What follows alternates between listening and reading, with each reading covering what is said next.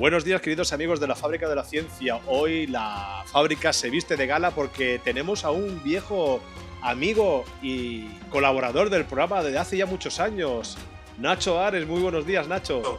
¿Qué tal? Muy buenos días, Jorge. ¿Cómo estás? Encantado de volver a compartir contigo nuestra pasión por la historia y por el Antiguo Egipto también, claro. Pues ahí, a los oyentes que no lo sepa, hay que decir que Nacho estuvo aquí en la fábrica en el 2014. He estado mirando los archivos de la fábrica y han pasado muchos años, muchos años. Estuvimos hablando de un libro tuyo, no recuerdo el título del libro, pero sí que es verdad que han pasado muchas cosas, ¿no? Durante todo este tiempo en Egipto, sobre todo. Pues sí, te iba a decir, en 6 años pasan muchas cosas, muchos... a ver si fue en 2014, pues imagino que sería el libro o El sueño de los faraones. El sueño de los faraones, exacto. El sueño de los faraones, que salió ese año. Sí, porque La tumba perdida salió en 2012, efectivamente, sí. En 2014 salió El sueño de los faraones. Pero bueno, 4 años es muy poco tiempo comparado con los 3000 que duró la civilización egipcia, así que tampoco te preocupes por eso, ¿eh? Sí, sí, sí. Bueno, decir que Nacho es el director y presentador de Ser Historia, ¿verdad? Hay oyentes que son de fuera de España y no, a lo mejor conocen la fábrica y no conocen Ser Historia, o al revés, ¿no? Seguro que no conocerán la fábrica y a partir de ahora la van a conocer gracias a ti. Bueno,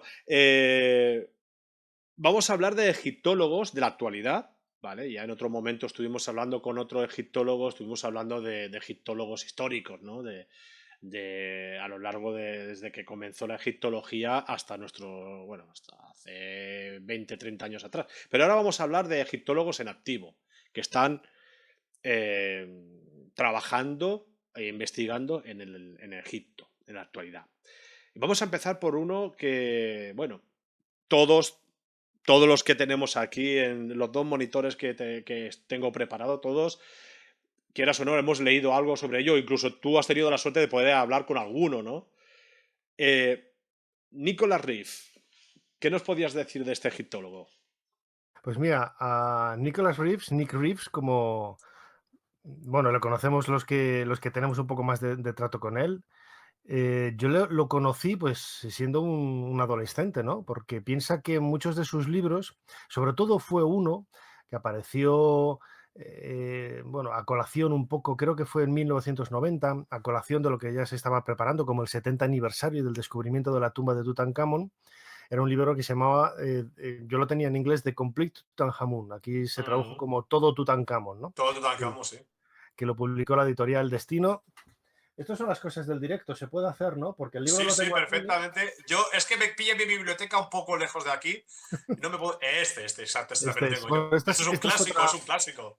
Esta es otra copia, esta es Sí. una copia en rústica, más moderna, pero vamos, el libro a mí me pareció maravilloso y sobre todo una de las virtudes que vi en el trabajo de Reeves es que se veía que era un egiptólogo absolutamente profesional, imbuido en el mundo académico, pero que estaba acostumbrado a la divulgación, es decir, a tratar con el gran público y a tratar ideas aparentemente complejas, saberlas disolver como un azucarillo en una taza para que el resto del público lo pudiera asimilar de una manera pues absolutamente sencilla, ¿no? Que es algo, por desgracia, que en España es muy difícil de ver, ¿no? Porque muchos investigadores, sobre todo en el mundo de la universidad, son bastante reacios a escribir para el gran público porque creen que es un ambiente en el que no se tienen que mover y solamente publican bueno, pues para congresos, para revistas departamentales de las universidades, etcétera, ¿no?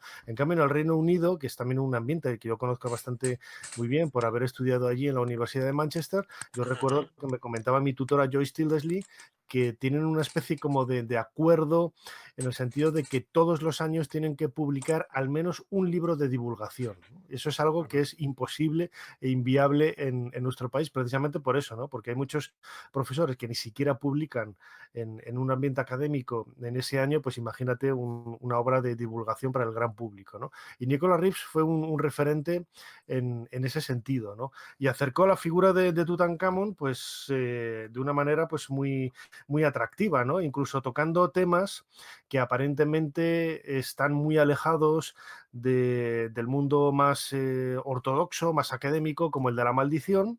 Bueno, pues él lo cuenta en el libro, pues claro, es que no deja de ser un elemento más, un ingrediente más de la historia del descubrimiento. O sea, no podemos decir que la maldición de los faraones está fuera del descubrimiento de Tutankamón porque no tiene ningún sentido. No es una parte más muy importante en la historia, en el relato histórico del descubrimiento de la tumba de este faraón. Por eso también le dedica bastantes páginas. Y luego he tenido la posibilidad de estar con él en varias ocasiones. Estamos bastante en contacto a través del correo electrónico, Qué porque suerte. siempre tengo dudas, ¿no? Sobre cosas de Tutankamón, o él me pide o me escribe para pedirme el contacto también de algún otro egiptólogo español. Y dice, oye, macho, ¿me puedes dar el correo de esta persona y tal? Y bueno, pues estamos ahí un poco en contacto con eso, ¿no? Y últimamente él, bueno, fue bastante denostado hace, sí, como 10, 15 años, porque se le acusó de una manera, yo creo que totalmente injusta, de participar en un tráfico de antigüedades únicamente por hacer unos certificados de unas piezas que él no tenía ni por qué conocer el origen ni nada parecido.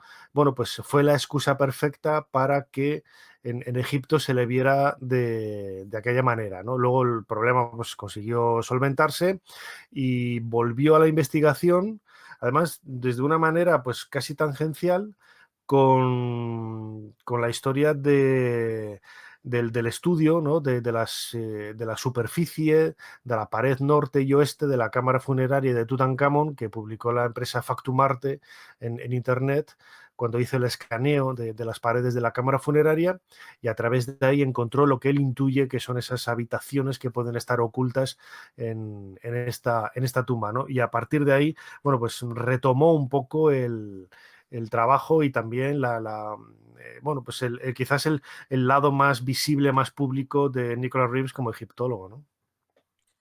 La verdad es que sí, tienes razón. Yo he leído varios artículos y evidentemente libros que hemos consultado a lo largo de nuestra vida académica del mundo de la egiptología.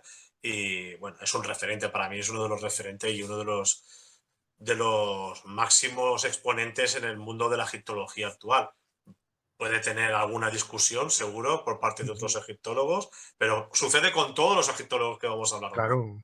O sea, funciona así. Claro, porque piensa a ver, la egiptología no es una ciencia, pero no es una ciencia exacta. Entonces, Exacto.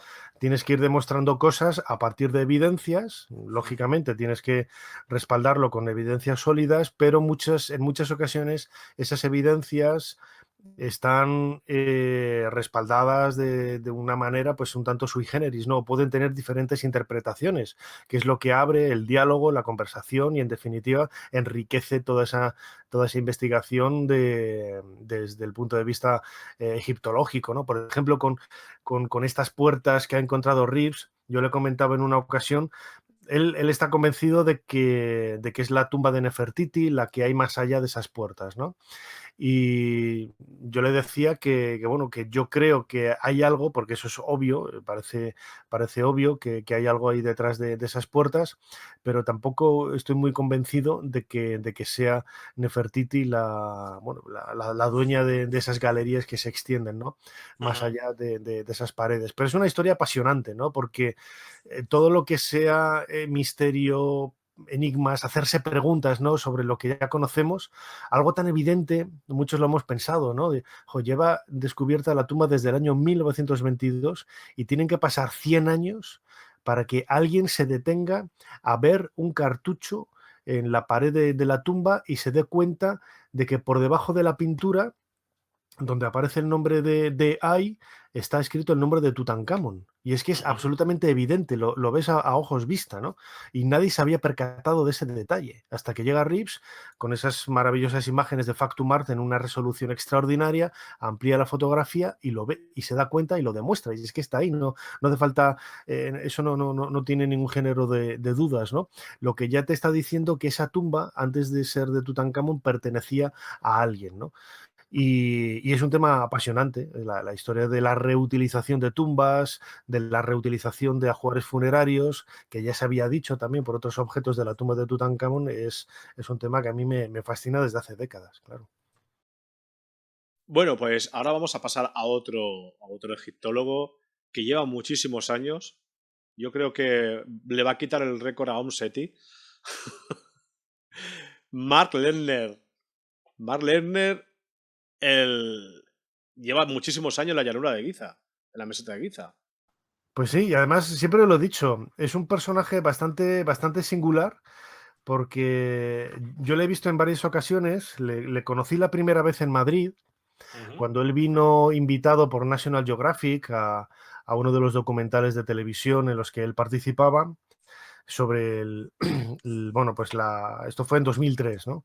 Con la apertura de la puerta que había sido descubierta casi una década antes por Rudolf Gantenbrink en el canal sur de ventilación de la llamada Cámara de la Reina, pues por ahí se introdujo un robot, no sé si te lo recuerdas de Sí, sí, esta sí, sí, sí. historia. Bueno, pues en 2003 se abrió, ¿no? Y Mark Lerner estaba un poco imbuido en ese proyecto. Bueno, pues estuvo en Madrid presentándolo y yo tuve la oportunidad de conocerle. Le estuvimos enseñando el templo de Devot, que le llamó muchísimo la atención. Dice, claro, entra en la plaza en donde se encuentra el templo y lo primero que dice, ¿pero esto qué hace aquí? Sí, digo, pues mira, Claro. es que nosotros también nos buscamos la vida, ¿sabes? O sea que... No, no es un obelisco, pero es un templo, ¿no? Entero. Claro, Entero. claro, claro. O sea, Claro. y nada, no, quedó gratamente satisfecho de la visita y del sitio, ¿no? Y fíjate, digo que en muchas ocasiones yo me he visto relacionado con él, al igual que con Flinders Petrie, porque sucede con muchos egiptólogos y con muchos egiptolocos, como digo yo, que siempre cuando somos niños nos adentramos en este mundo, quizás condicionados o inspirados por el mundo del misterio, por el mundo de lo extraño, de lo insólito, los misterios de la construcción de las pirámides, la maldición de los faraones que decíamos antes. Hay infinidad de enigmas, ¿no? Que son reales y están ahí en la civilización egipcia, ¿no?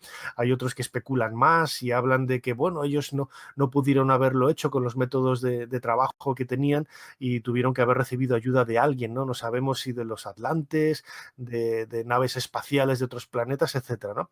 Pues Mark Lerner, por ejemplo, él fue a estudiar a Egipto en la década de 1970, patrocinado por la Fundación Edgar Cayce. La Fundación Edgar Cayce es una fundación que dice, Edgar Cayce era un visionario americano, una suerte de profeta de los años 30, del siglo XX en Estados Unidos, y él decía que la cultura egipcia provenía de la Atlántida y que bajo a la Esfinge estaba el legado de esta civilización y bla, bla, bla, bla, un poco la historia que hemos escuchado mil veces, ¿no? Bueno, pues Mark Lerner fue a Egipto la primera vez a estudiar en la Universidad Americana del Cairo, becado por la Fundación Edgar Cayce. Y al estar allí, cambió absolutamente el registro mental, se dio cuenta de que muchas de las cosas que le habían dicho, bueno, muchas, la inmensa mayoría, no tenían, ¿no? ese refrendo tangible, ¿no? Material en lo que él estaba viendo, estudiando en la meseta de Giza. Y aún así, él no dejaba de ver pues, muchas cuestiones, muchos misterios y muchos elementos apasionantes en ese lugar, ¿no? Y el primer libro que él escribió, dedicado a la Esfinge, lo publicó precisamente la Fundación Edgar Cayce, hablaba de la Atlántida y todo esto, y yo recuerdo que en mi primer encuentro con él en Madrid se lo llevé para que me lo firmara, ¿no? Y estuvimos hablando, ¿no? de esos orígenes. Él tampoco reniega, ¿no? de todo aquello, porque es una parte de su vida que le sirvió para adentrarse en este mundo apasionante, pero tampoco reniega, ¿no? En el sentido de, no me hables de esa etapa, ya está superado, no, al contrario, ¿no? Y me pareció muy amable desde ese punto de vista, ¿no? El hecho de que fuera capaz de reciclarse, al igual que hizo Flinders Petrie, porque Petrie, cuando llega a finales del siglo XIX a la meseta de Giza, va condicionado por todas las teorías de los piramidólogos que en aquella época ya decían que las medidas de estos monumentos estaban marcando el destino de la humanidad, y había una serie de conexiones extrañas pues, con pueblos venidos de Oriente Próximo, de Israel, el pueblo judío, etcétera, ¿no? Había una serie de teorías que los piramidólogos en aquella época fueron los que empujaron un poco a Petrie para ir a la meseta de Giza, ¿no? Y lo mismo, él vio lo que le rodeaba, vio que era una realidad totalmente diferente, desde su punto de vista, pues mucho más sugerente, mucho más atractiva, mucho más enigmática y misteriosa que esas teorías rocambolescas que no tenían nada que ver con la realidad, y allí se quedó pues prácticamente como Mark Lenner el resto de su vida, ¿no?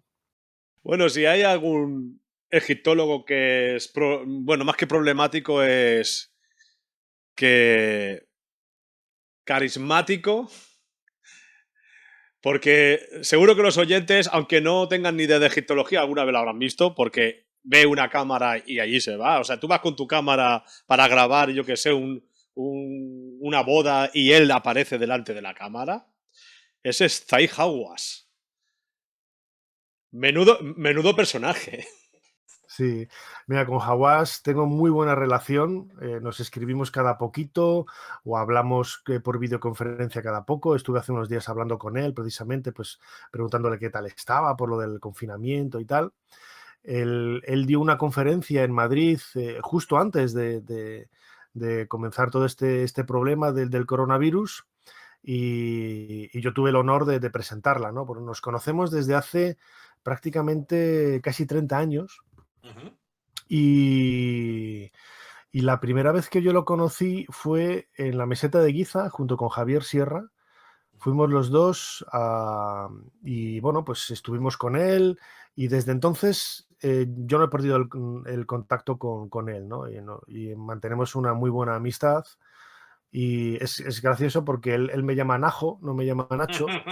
Nago. Y Najo, y bueno, yo nunca le he corregido, y bueno, pues ya sabe que ya me quedo con ese nombre, y ya está, ¿no? Claro, él ve escrito en los emails o en los mensajes que le mando lo de Nacho y Najo, y Najo y tal, y bueno, pues es... Y tiene esa doble vertiente, ¿no? Lo que tú dices, en el sentido de que eh, cae muy bien o cae muy mal, ¿no? Grosso modo, ¿no? Para mí es el mejor embajador que ha tenido jamás Egipto, desde la época de Carter, ¿eh? O sea que No, te lo desde digo luego, así y de hay que verlo claro. así. Hay que verlo así, ¿no? Fíjate que el hecho de que él salga en todos los documentales de Egipto, bueno, pues no deja de ser una tarjeta de visita del país. Se le ha cometido muchísimos errores, no, eso no lo niega él. Él tiene muchísimo carácter, tampoco lo niega. Dice, bueno, podría contar infinidad de anécdotas, ¿no? Yo recuerdo que hace, pues, cuando 20 años, cuando yo saqué un libro que era El Valle de las Momias de Oro, Ujú. que era una monografía sobre momias, lo publicó con la editorial Oberon. Claro, él se agarró un enfado conmigo brutal porque él había sacado en italiano, en alemán y en inglés y en francés un libro que se llamaba El Valle de las Momias de Oro. Y en un primer momento desestimaron la traducción en castellano. Y cuando quisieron hacerla, claro, ya había un libro con ese título, que era el mío, ¿no? O sea, lo podrían haber sacado igual, porque no hay ningún problema de que un libro tenga dos libros tengan el mismo título, ¿no? No hay ningún problema en ese sentido con cuestiones de copyright y de derechos y tal. Pero quedaba raro, ¿no? Quedaba un poco raro. Y es una persona de prontos muy grandes, ¿no? De decir, bueno, pues no voy a recibir a esta persona después de haber quedado con él y haberle hecho viajar hasta el Cairo y tal, pero bueno, si le sabes manejar, si le sabes tratar, es una persona absolutamente divertida, cariñosa, amable, educada. Y desde luego lo que comentabas, ¿no? Ha hecho absolutamente muchísimo por Egipto. Hay muchísimas envidias también, no solamente fuera, sino sobre todo en Egipto, ¿no? Hay algunas páginas de Facebook que están dedicadas únicamente a llevar a los tribunales a Hawass porque dicen que que ha saqueado tumbas y que ha vendido muchos de los tesoros y que él es millonario gracias a la venta de estos tesoros que son de Egipto. Y bueno, pues, podemos decir mil cosas, ¿no? Pero desde luego si Hawass tiene dinero no es por saquear tumbas, eso lo podemos confirmar. Y si tiene dinero es por haber trabajado, ¿no? Por haber trabajado en televisión, en haber trabajado haciendo libros, porque luego, otra cosa, ¿no? También no, es que los libros se los escriben. ¿No? Bueno, pues yo cuando he estado en su casa, yo recuerdo la primera vez que lo vi, ¿Has me estado en su dejó... casa? Sí, no, tengo muy buena relación con él y tengo muy buena Increíble. relación con él, sí, sí, sí. Y veo en su despacho una pila de papeles. Claro, porque él, ya, yo le veía a veces en la oficina y no veía un ordenador por ningún sitio ni nada, ¿no? Y digo, bueno, pues estos rumores que cuentan de que le escriben los artículos, de que le hacen las cosas y tal, pues es verdad. Ujú. Y un día me encuentro pues una pila así de papeles, de estos amarillos, escritos a bolígrafo o a lapicero, y estaban todos escritos a mano y eran páginas de libros. O sea, él escribe a mano A mano. y luego se lo manda a un becario, a un chico que tiene que se lo transcriba, ¿no? Pero muchos de esos trabajos los hace él directamente así a mano, ¿no? Y es una persona muy, muy trabajadora. O sea, recibe a todo el mundo, me recibe a mí no porque sea yo, sino tú le escribes, yo te paso su correo, le escribes, doctor Hawass, voy a estar en el Cairo, puedo ir a ver su oficina y tal, y te contesta automáticamente, o sea, y te dice, venme a ver este día, esta hora, está, y ahí estás y te saluda y te dedica unos minutos y es muy accesible, muy accesible, muy accesible, ¿no? Y en ese sentido, pues ya te digo, yo he tenido muy buena relación con él. También en los últimos años, después de la revolución, en 2011, hubo mucha gente que le dio la espalda. Hubo incluso egipcios que yo creo que cometieron un error que ahora están pagando. Escribieron libros en donde en el prólogo o en la introducción, sin decir el nombre de él, lo ponían a parir, diciendo que hasta ahora había habido una dictadura en la arqueología en Egipto y que se sentían ahora liberados y tal, no sé qué. Y bueno, unos comentarios que no venían a cuento de nada, ¿no?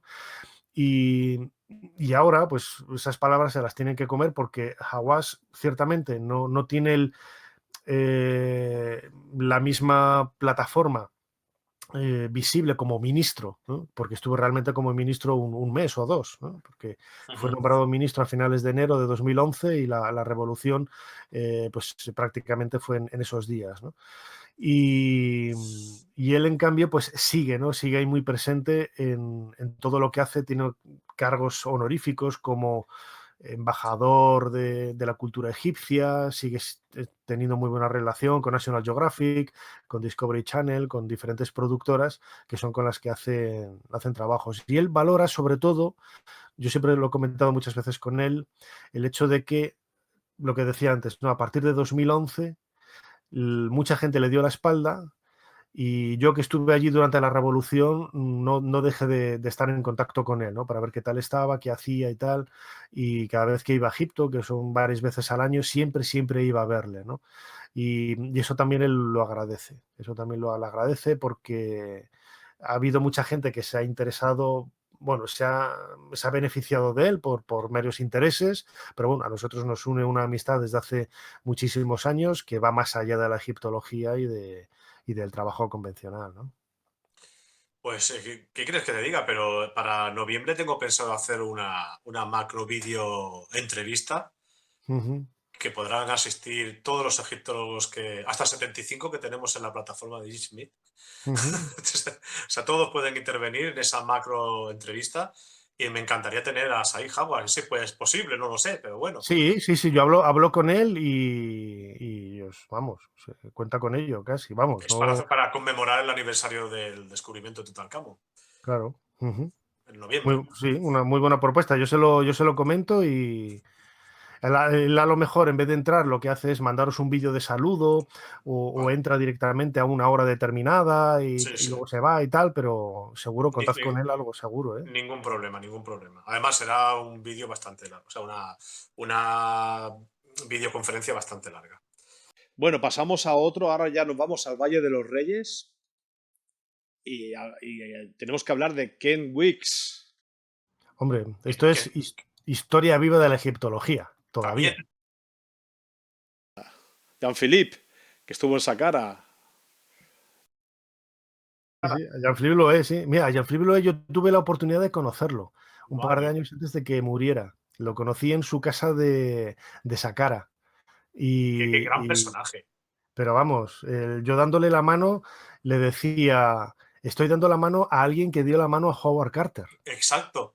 ¿Sabes? O sea, es que eso sí que era historia viva Claro. de la egiptología, ¿no? Vivió el descubrimiento de Tutankamón, el descubrimiento de las tumbas reales de Tanis, el traslado de Abu Simbel, todo. Todo. Lo Impresionante. vivió absolutamente todo. Y Se Ken, merece un programa entero. desde luego que sí, desde luego que sí. Y Ken Weeks casi le va un poco a la zaga, ¿no? Él lleva desde los años 70, casi 50 años trabajando en Egipto, sobre todo en el Valle de los Reyes. Es un egiptólogo estadounidense. Yo he tenido la oportunidad de conocerle, de estar con él en varias ocasiones. La primera de ellas, precisamente en el Valle de los Reyes, a finales de los años 90, él se hizo muy popular porque en el 92 creo que fue por el redescubrimiento de la tumba de los hijos de Ramsés II, que está nada más entrar en el valle a la izquierda, la KV5, una tumba que Barton había entrado en el primer tercio del siglo XIX, creo que fue en 1825, y solamente había entrado pues a las primeras habitaciones, ¿no? Y una pequeña sala con pilares, pero no había accedido nada más, ¿no? Y ya se sospechaba entonces que esa tumba podía pertenecer a príncipes, ¿no? Así lo cuenta John Romer, por ejemplo, en su clásico El Valle de los Reyes, que es un libro que está escrito a finales de los años 70. Él ya dice que seguramente esa tumba, cuando reaparezca, porque se había perdido con el movimiento de escombros de un lugar a otro en el valle, pues se había perdido la ubicación, y Romer decía que, junto con otros egiptólogos, que seguramente eso fuera la tumba de los hijos de Ramsés II, ¿no? Por una serie de evidencias que habían aparecido de estos nombres de príncipes en el interior. Y Ken Weeks la reencontró creo que fue en 1992, fue portada de infinidad de medios de comunicación en todo el mundo, porque en definitiva se convirtió lo que parecía en un principio un par de habitaciones y un pequeño hall, una pequeña antecámara con pilares.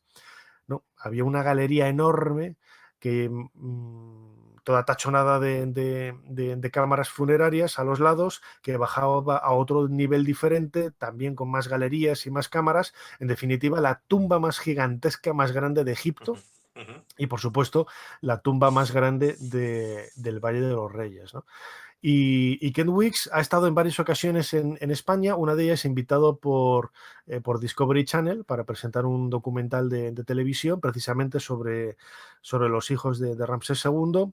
Y para mí es historia viva del Valle de los Reyes, ¿no? Él además participó en un proyecto que es relativamente desconocido, ¿no? de estudio radiológico de momias, de las momias reales, que se hizo en la década de 1970 y 80.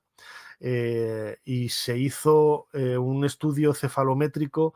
En aquella época no había ADN, de comparativas, ¿no? de si esta es la momia de Tutmosis IV y sabemos que es el padre de Amenofis III, pues si comparamos los cráneos, que sabemos que de padre a hijo hay una serie de elementos comunes, pues tiene que coincidir, ¿no?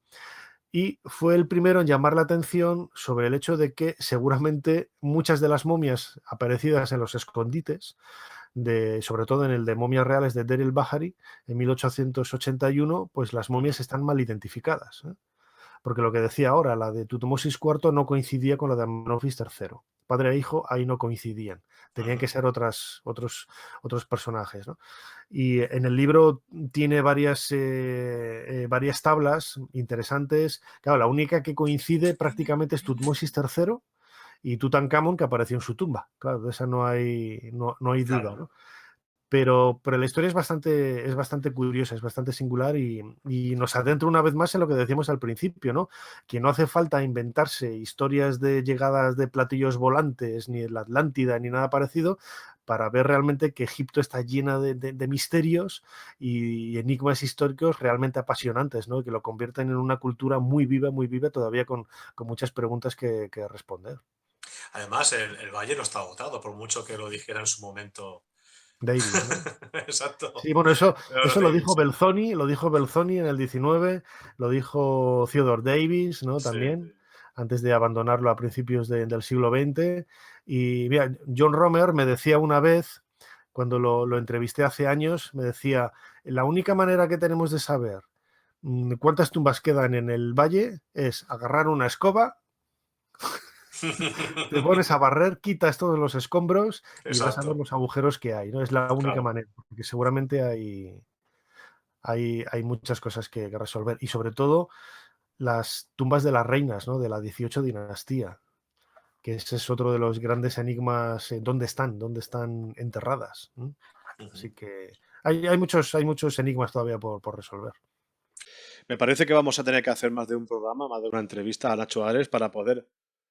Es porque es que hay tantos egiptólogos que son dignos de mención, porque ahora me gustaría pasar también a algunos de los egiptólogos españoles, como por ejemplo Juan Manuel Galán, José Llull, Josep Cervellol, el profesor Padró, ¿vale? Pero es que no quiero olvidarme tampoco de Susana Alegre, de Nuria Castellano, grandes amigos, porque son amigos míos y amigas, pero bueno, vamos a centrarnos un poco más en los egiptólogos que más conoce el público, ¿vale? El público general. José Manuel Pues Galán. fíjate, a José Manuel nos une una grandísima amistad desde que él estaba estudiando en Baltimore. Él estudió en la Universidad de Johns Hopkins, en Baltimore. Y yo lo conocí en el año 90, o sea, fíjate si ha llovido, en Ujú. el año 90, cuando él dio una conferencia en el Museo Arqueológico Nacional, pues junto con otros dos grandes egiptólogos españoles de ahora, ¿no? Que era José Ramón Pérez Acino y Miguel Ángel Molinero, ¿no? En aquella época los tres estaban estudiando fuera. Fíjate cómo pues yo nací en el 70, ¿no? Pues yo cuando era crío apenas había libros de Egipto y, por supuesto, si intentabas conocer a algún egiptólogo español, estaba Josep Padró, que lo acabas de mencionar, y poco más, ¿sabes? O sea, había muy poca gente, ¿no? Y, y José Manuel, junto con José Ramón Pérez Zacino y Miguel Ángel Molinero, fueron de los primeros que rompieron un poco ese, esa barrera, ¿no? De poder salir al extranjero para estudiar. Y se formaron, pues, uno en Baltimore, José Ramón Pérez Acino en Londres y Miguel Ángel Molinero en París, ¿no? Ujú. Con tesis doctorales increíbles, ¿no? La de Molinero dedicada a los textos de los sarcófagos, José Ramón a la arqueología del paisaje, que es un tema apasionante, y José Manuel Galán más en el campo de la filología, pues a conceptos que a mí yo siempre se lo he dicho, ¿no? Que me parecen un absoluto rollo, pero que deben de tener su interés, ¿no? Que es el concepto de frontera, ¿no? En textos del Reino Nuevo, ¿no? Ujú. Y José Manuel Galán, bueno, pues estuvo desde muy al principio vinculado con el CSIC. Él daba cursos de jeroglífico. Yo el poco jeroglífico que sé lo sé por él, porque yo vivía en Valladolid, donde estudiaba ya en la universidad, pero venía a Madrid a los cursos de jeroglífico que él daba en el CSIC. Y me decía siempre, ¿y has venido desde Valladolid para esto? Digo, sí, tío, es que yo soy un friki de estas cosas y quiero aprender y tal, no sé qué. Y guardamos una muy fuerte, una amistad muy intensa desde hace prácticamente 30 años, ¿no? Luego él comenzó, pues hace 19, el año que viene van a cumplir 20 años, el proyecto Yehuti en Drau el Naga, en Luxor, y desde hace más de 10 años yo soy como el mensajero, ¿no? de la solicitud de la excavación, porque todos los años que yo voy a comienzos del verano para allá y me paso el verano entero en Egipto, lo que hago es llevarle a José Manuel y al equipo la solicitud para dejarla allí en el ministerio y que tengan todos los papeles preparados para enero del año siguiente, que es cuando comienza la campaña, ¿no? Y el trabajo que está haciendo allí es extraordinario, como digo, y ha abierto la puerta a muchísimos egiptólogos que han comenzado, bueno, pues a echar a volar a partir de esos inicios, iba a decir renqueantes, no, tampoco eso, es que no, como no había nada, pues fueron pioneros, ¿no? Estos 3 nombres que te he dicho fueron junto con Cervelló también. Es que hay muchísima gente ahora, ¿no? Echas la vista para atrás hace 30 años y no había nadie. Estaba Mari Carmen Pérez Díez, que no me quiero olvidar de ella, Y tanto, y tanto. directora del Museo Arqueológico Nacional, buena amiga también. Esther Pons, como alumna aventajada de Padró, que siguen también ahí al pie del cañón. Y la cantidad de Miriam Seco, también buena amiga. La cantidad de misiones que tiene ahora España en Egipto es increíble, es un verdadero sueño cumplido, ¿no? Después de tantos años de relativo vacío, ¿no? Porque decía Christiane de Gosnoble-Court, por ejemplo, la egiptóloga francesa, se enfadó muchísimo con los egipcios porque nos dieron el templo de Debod, ¿no? Por la ayuda, ¿no?, en el salvamento de los templos de Asuán, ¿no?, en concreto el templo de Philae, que ahí participaron los españoles. Pero, claro, ella decía, pues es que España no tiene ninguna tradición egiptológica, no tiene nada con lo que compensar esto y tal, ¿no? Pero bueno, el trabajo de Almagro padre, y el equipo, pues fue realmente encomiable, ¿no? Y ya con esto quería acabar, y no me enrollo más, Jorge, el hecho de que siempre tendemos, ¿no?, a pensar que la egiptología es de egiptólogos. Y es No, no, cierto, no. pero es una verdad a medias. Porque si ves los equipos que forman, los que trabajan con José Manuel Galán en Drabo el Naga, con José Ramón Pérez Acino en Der el Bahari, en el proyecto Luxor C2, Miguel Ángel Molinero en Gurna también, muy cerquita de la zona de las tumbas de los nobles. Bueno, pues egiptólogos a lo mejor hay, de un equipo de 20 personas, a lo mejor 1 o 2. El resto son arqueólogos que a lo mejor no han estado en Egipto en su vida. Hay fotógrafos, hay botánicos, hay paleontólogos, hay forenses, hay conservadores. Es decir, es un grupo bastante heterogéneo, ¿no?, que hay geólogos también, hay, bueno, especialidades de lo más raro e insólito, ¿no? Y todos ellos forman un grupo que van dando poco a poco vida al antiguo Egipto, ¿no?, que yo creo que es el mejor homenaje que se puede hacer a estos habitantes milenarios del Valle del Nilo. Quiero decir también que no solamente va a ser o sea, un programa sobre egiptólogos hombres. Más adelante organizaremos otra vez otra entrevista y hablaremos también de mujeres, porque casualmente tengo muchas amigas que son egiptólogas y me van a matar si no presento ninguna de las más célebres, ¿no? Quizá. Mira, fíjate que ha cambiado eso mucho. Yo cuando escribí yo publiqué hace un par de años un libro que se llamaba Desenrollando momias, que era una recopilación de biografías de egiptólogos, sobre todo, pero había sumeriólogos, asiriólogos, estaba Evans en el mundo de Grecia, Schliemann en el mundo de la antigua Asia Menor, Troya, etcétera.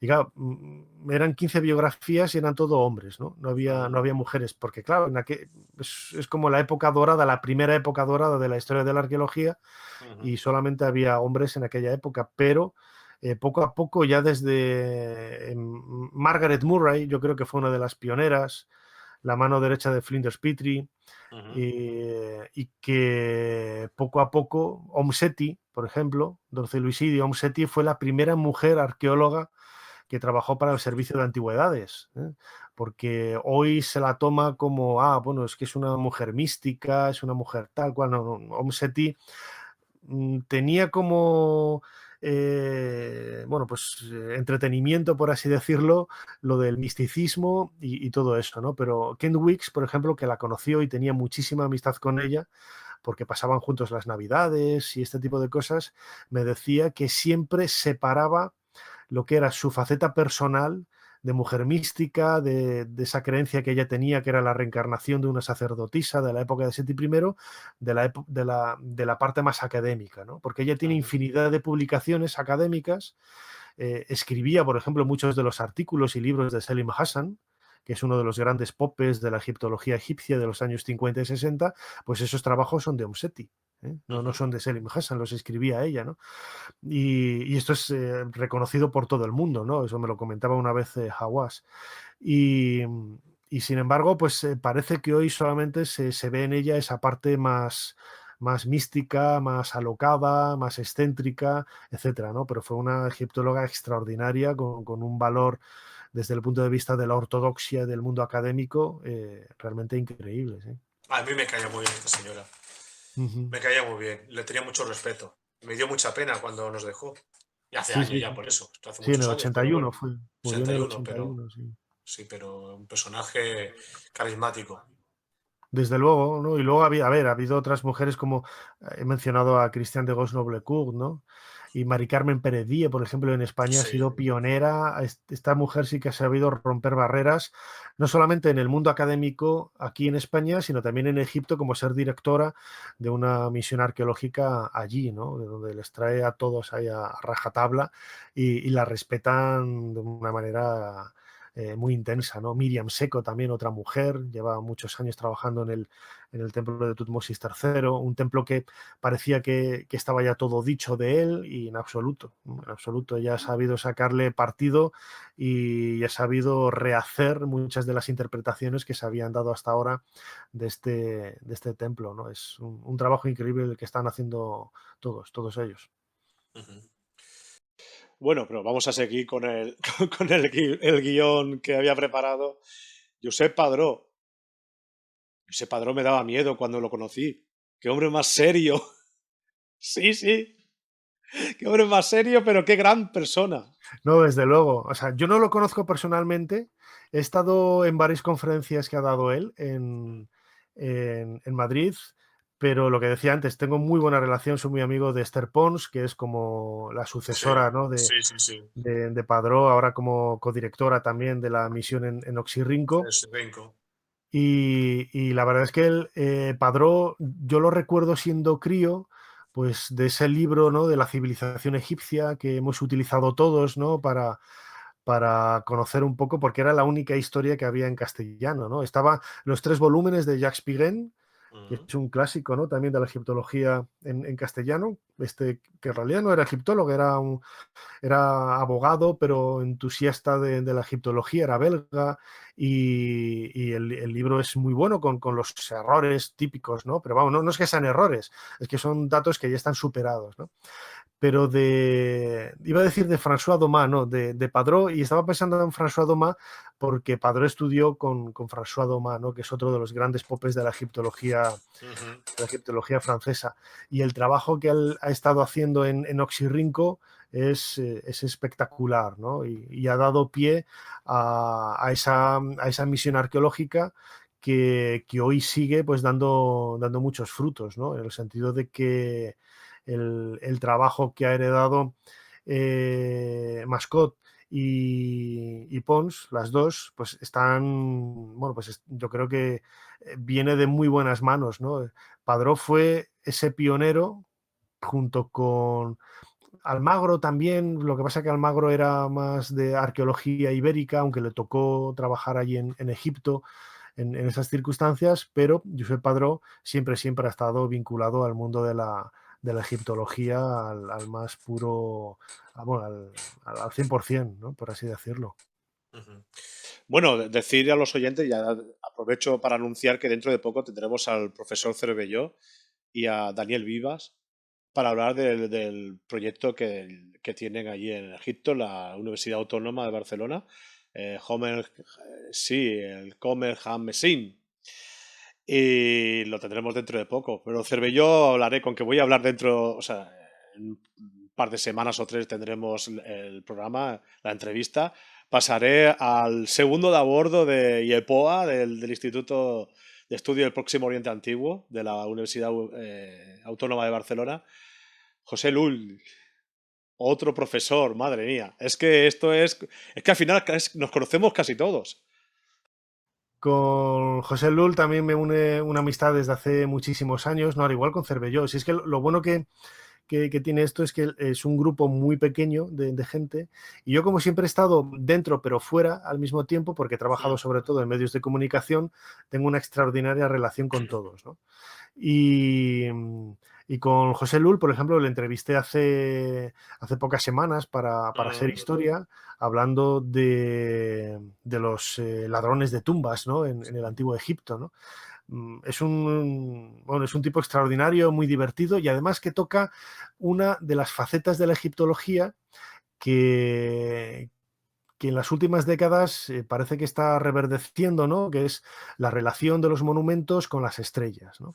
La astronomía, lo que es la arqueoastronomía, ¿no? Que nada tiene que ver con la arqueoastrología, eso de intentar vincular estrellas y extraterrestres con monumentos antiguos, ¿no? No tiene nada que ver. Fíjate que en los años 60, yo se lo he dicho en alguna ocasión, cuando empezaron a verse de una manera muy clara la orientación que tenían los pasadizos, los canalitos que salen de las cámaras del rey y de la reina en la Gran Pirámide hacia constelaciones, hacia estrellas, bueno, pues eso se veía como casi como algo muy esotérico, muy místico. Y hoy, en el momento en el que en pleno siglo XXI ha cambiado la torna totalmente de toda esta historia, de cómo se concibe la interpretación de los monumentos, que lo primero que se hace al entrar en una tumba o al excavar un templo es ver la orientación que tiene, porque se sabe que de alguna u otra forma está orientado hacia una constelación, hacia solsticios, hacia equinoccios, etcétera, ¿no? Lo que le da un poco vida a ese edificio y lo hace interactuar con el espacio que lo rodea, ¿no? Algo que está muy en la mente de los antiguos egipcios. Y José Lull es un verdadero crack en esto, ¿no? Junto con Belmonte, del astrofísico de Canarias. Los dos trabajan mano a mano en proyectos de investigación, y José Lull más desde la vertiente egiptológica. Él estudió en Tübingen, en Alemania, y es una persona extraordinaria. Y los cursos que tiene en Coursera de astronomía, también el del Valle de los Reyes, que lo estuve precisamente ahora con el confinamiento, lo estuve viendo. Aprovechas, ¿no? Sí, aprovecho para volver a ver ahí los cursos, que son extraordinarios para refrescar y aprender un montón de cosas. Él comunica muy bien, divulga muy bien, organiza grupos también de viaje para contar la historia de Egipto in situ delante de la gente, y es uno de esos egiptólogos modernos, por así decirlo, ¿no? Lo que decía antes, que escribe, divulga muy bien y además investiga muy bien. Trabaja para el gran público y también trabaja para el mundo académico, ¿no? Que es una cosa difícil de encontrar. Nacho, tendremos que repetir la experiencia. Pues cuando quieras, porque ya sabes que yo le doy aquí a la sin hueso y me quedo... No, a mí me encanta. Mira, para mí el invitado ideal es el que yo hago 3 preguntas y ya está, ¿no? Y es suficiente, porque yo no tengo una voz bonita, no sé hablar bien. Entonces, cuanto más hable el invitado, mejor. Así que estoy encantadísimo contigo, porque además de todo el contenido, de todo lo que estás explicando, es que me fascina, y a los oyentes de la fábrica, sobre todo los seguidores del mundo de la egiptología, también les encanta escuchar voces como la tuya y lo que nos explicas. Es que, no sé, es que esto hay que repetirlo, vamos a seguir. Vamos a continuar con otros egiptólogos. Quiero hacer un especial también algún día de estos, más adelante, cuando venga más tiempo, de egiptólogos clásicos, ¿vale? Y sobre todo incluir en el próximo programa, incluir a mujeres, ¿no? Porque hay grandes egiptólogas en el mundo de la egiptología. Nacho, muchísimas gracias. Espero verte pronto. Y decir que dentro de poco si podemos, vamos a ir a Madrid al lanzamiento de la siguiente misión de la NASA, ahí al Centro de Astrobiología. Se me han invitado.